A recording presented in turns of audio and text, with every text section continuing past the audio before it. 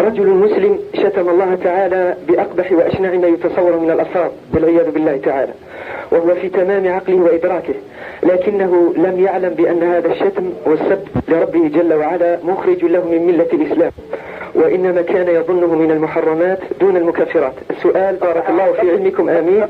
قبحه الله. آمين. هل يوجد هذا كافر. جزاكم الله خير. السؤال: هل يوجد من علماء أهل السنة من يعذره بمثل هذا الجهل، أي الجهل بكون هذا الشتم الفظيع لا ينفعه والسب الشنيع يخرج من ملة الإسلام؟ أم هناك إجماع على عدم عذر من سب الله تعالى بمثل هذا الجهل؟ أنت الذي سببت الله؟ لا. أنت الساب؟ لا أبدا، أعوذ بالله من الشيء. أردت لح جدا في البحث.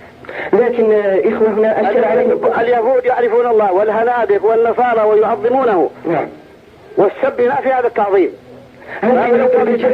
لو كان في قلبه الخبيث توقير لله لما سب هذا السب. طيب الإخوة عندهم إشكال في قضية العذر بالجهل. أنا عندي هذا ما يعذر فيها، هذا ما هو جاهل فيها. طيب ما هو جاهل. صح. هل هناك إجماع على عدم العذر بالجهل في هذه المسألة؟ لا أعرف إلا الإجماع على تكفيره. بارك الله فيكم. حياك الله. جزاكم الله خير، ما أحسن الله إليكم.